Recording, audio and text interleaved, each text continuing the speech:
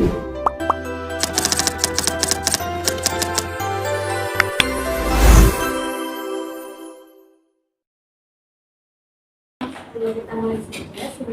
Assalamualaikum warahmatullahi wabarakatuh.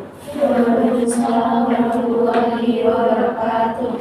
Selamat siang semuanya. Selamat siang, Bu. Baik, sebelum kita mulai pembelajaran hari ini, alangkah baiknya kita berdoa menurut kepercayaan dan agama masing-masing. Berdoa dipersilakan. Doa selesai. Nah, hari ini kita akan membahas materi tentang analisis SWOT peluang usaha. Tapi sebelum itu, adakah yang nggak masuk hari ini? Ada. Banyak ya? Siapa aja kira-kira? Darwin dan juga Oke, yang belum masuk semoga diberi kelancaran dalam kegiatannya. Oke, sebelum kita masuk materi, saya mau tanya dulu. Menurut kalian, apabila kalian ingin berjualan makanan ataupun yang lainnya, tetapi kalian kekurangan modal, nah itu termasuk kelemahan atau ancaman dalam usaha? Ada yang bisa jawab? ancaman. Ancaman, ada yang bilang ancaman, ada yang jawab kelemahan? Kelemahan. Oke, ada yang jawab ancaman dan juga kelemahan. Oke, kita kunci dulu ya jawabannya, nanti kita jawab di penjelasan berikutnya. Oke, hari ini kita akan membahas analisis SWOT dan juga faktor internal dan eksternalnya. Jadi harapannya kalian itu bisa memahami dan membedakan komponen-komponen SWOT itu sendiri, dan juga kalian bisa tahu apa itu faktor internal dan eksternal dari analisis SWOT ini. Oke, next. Nah, apa itu analisis SWOT? Analisis SWOT adalah metode untuk menganalisis kondisi suatu usaha agar kita itu bisa mengetahui apakah usaha tersebut memiliki peluang yang baik ataupun tidak. Maksudnya seperti ini. Analisis SWOT ini itu tujuannya untuk menganalisis suatu kondisi usaha di mana ketika usaha itu menurut kita baik, nah itu usaha tersebut bisa kita lanjutkan. Tapi kalau menurut kita itu kurang baik, mungkin kita cari solusinya atau kita analisis bagian mana yang kurang baik, seperti itu. Nah, ada 4 komponen SWOT itu, coba sebutkan. Ada S apa? Strength. Terus Weakness. O, Opportunity. C, Trade. Oke, benar banget ya. Nah, dari keempat komponen tadi dibagi menjadi 2 faktor, yaitu ada faktor internal dan juga eksternal. Nah, faktor internal itu faktor yang berada di dalam usaha kita. Ada 2, yaitu strength dan weakness. Selanjutnya ada faktor eksternal, yaitu faktor yang berada di luar usaha kita, yaitu opportunity dan threat. Nah, jadi bisa diingat-ingat kalau internal itu ada strength dan weakness dari dalam usaha kita, lalu eksternal itu opportunity dan threat, yaitu dari luar usaha kita. Oke, next. Nah, yang pertama ada faktor strength. Faktor strength atau kelebihan internal yaitu faktor internal yang positif dari usaha. Nah, ini tuh berkaitan dari hal-hal yang dalam kendali kita. Contohnya kualitas produk yang unik dan juga bernilai seni. Nah, produk unik itu muncul karena inovasi atau kreativitas dari kita yang menciptakan produk tersebut. Nah, lalu ada sumber daya manusia yang terampil dan kreatif. Nah, sumber daya manusia yang terampil dan kreatif ini tuh dia memunculkan produk-produk yang unik tadi. Lalu yang ketiga ada proses produksi yang efisien dan biaya rendah. Nah, dengan adanya produksi dengan biaya rendah yang efisien, itu bisa meningkatkan laba. Jadi misalnya seperti ini, kalau kita memproduksi sesuatu dengan biaya yang rendah dan juga efisien, tetapi tidak menghilangkan kualitasnya. Nah, itu kan akan memberikan dampak kepada perusahaan kita, yaitu laba yang semakin besar. Seperti itu. Jadi perusahaan akan mengalami keuntungan yang lebih banyak. seperti itu. Lalu yang ketiga ada lokasi usaha yang strategis dan mudah dijangkau. Ada yang bisa menjawab, teman-teman? Iya, salah satu ada yang bisa menjawab. Maksudnya itu seperti apa? Lokasi usaha yang strategis dan mudah dijangkau itu kenapa bisa menjadi kekuatan atau kelebihan dari sebuah usaha? Boleh searching Google.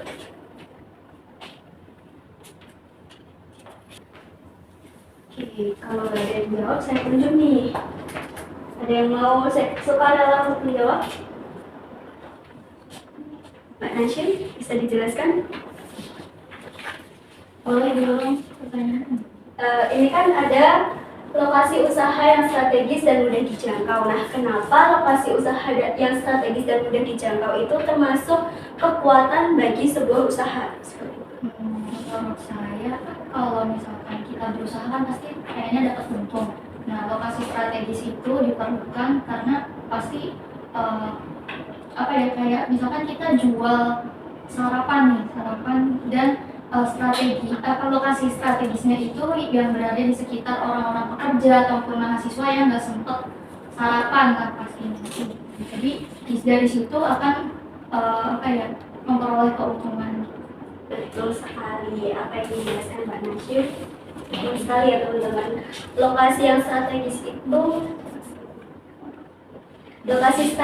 itu merupakan sebuah keuntungan karena ketika kita berjualan di tempat yang itu benar-benar strategis, keuntungan yang kita dapat itu jauh lebih besar daripada kerugian seperti itu. Next.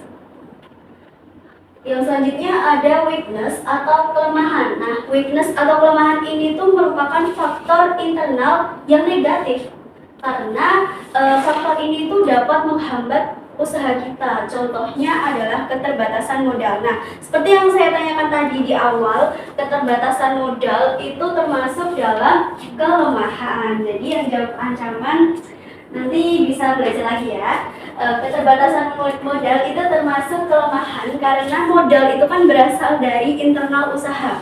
Ketika kita mau membuka usaha, kita memerlukan sebuah modal. Nggak mungkin kalau kita membuka usaha kita nggak punya modal. Nah, usaha tersebut mungkin nggak berjalan efektif ya teman-teman. Oke, selanjutnya ada kurangnya jangkauan promosi dan pemasaran. Nah, biasanya usaha yang sukses, usaha yang maju itu biasanya terletak pada promosi dan pemasarannya, teman-teman. Karena promosi dan pemasaran ini tuh sebagai kunci sebuah usaha itu menjadi berkembang. Contoh saja, kalian biasanya nonton TikTok yang OTR itu enggak? OTR yang jualan di kota ini gitu. Nah, mereka kan konsumennya itu rela mengantri berjam-jam demi mendapatkan satu produk itu aja. Hal itu bisa terjadi, hal itu bisa terlaksana karena si ownernya itu membuat promosi dan pemasarannya itu secara ya membuat kita tertarik lah, kita ingin mencoba seperti itu. Nah, itu yang itu menjadikan promosi dan pemasaran itu menjadi faktor utama dalam sebuah usaha. Jadi, kalau promosi dan pemasarannya itu kurang, mungkin usahanya itu nanti bisa kurang maksimal berjalannya seperti itu. Lalu ada proses produksi manual yang memakan waktu lama. Next. Oke, selanjutnya ada opportunity atau peluang eksternal. Nah, opportunity itu merupakan faktor eksternal yang berada dari luar. Contohnya tren gaya hidup atau eco-friendly. Lalu ada juga perkembangan platform e-commerce untuk penelitian. Nah, misalnya seperti ini. Sekarang kan eranya itu banyak yang berjualan di online. Contohnya TikTok, Shopee, gitu kan. Nah, kalau kita sebagai pengusaha itu tidak mengikuti tren tersebut, kita akan tertinggal. Otomatis produk kita itu kurang dikenal orang seperti itu. Nah, tetapi kalau kita mengikuti tren tersebut, mengikuti berjualan online, mengikuti tren tersebut, mungkin produk kita akan semakin dikenal orang seperti itu.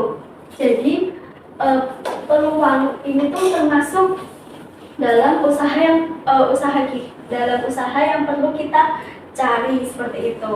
Next. Nah, yang terakhir ada komponen threats atau ancaman. Nah, ancaman itu merupakan faktor yang negatif dari faktor eksternal yang negatif. Nah, masalah ini tuh masalah luar yang dapat membahayakan bisnis kita seperti itu. Contohnya adanya pesaing baru. Nah, biasanya kan banyak pesaing-pesaing baru yang lebih kompetitif, yang biasanya memberikan harga lebih murah daripada punya kita gitu. Contoh saja sekarang itu ada Starstick. Teman-teman nyadar nggak kalau Starstick itu sekarang udah beberapa outlet udah ada yang tutup? Iya kan?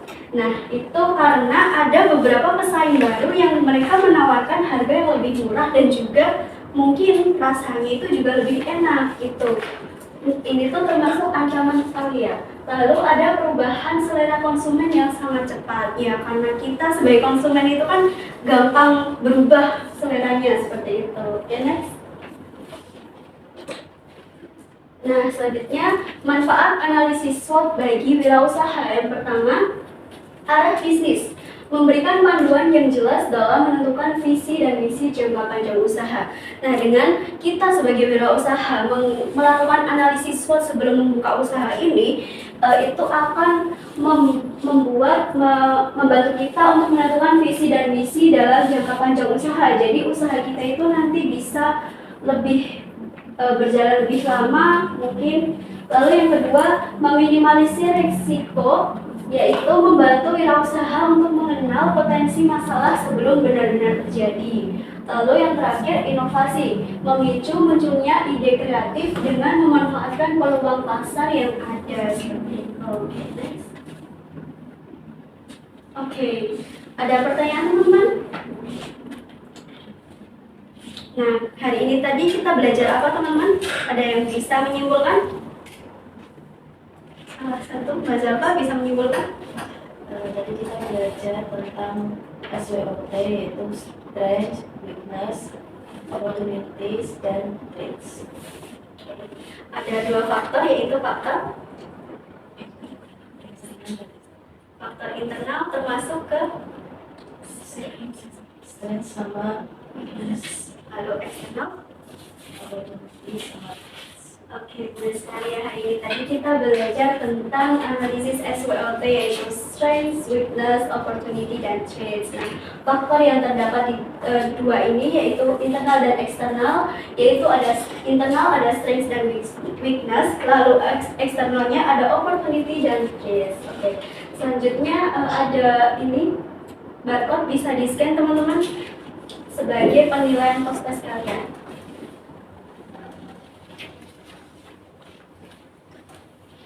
Oke, bisa dijawab ya teman-teman. Mungkin cukup sekian saja pembelajaran kita kali ini. Mungkin kalau ada salah dan kurangnya, saya mohon maaf yang sebesar-besarnya. Dari saya sekian. Wassalamualaikum warahmatullahi wabarakatuh. Waalaikumsalam warahmatullahi wabarakatuh.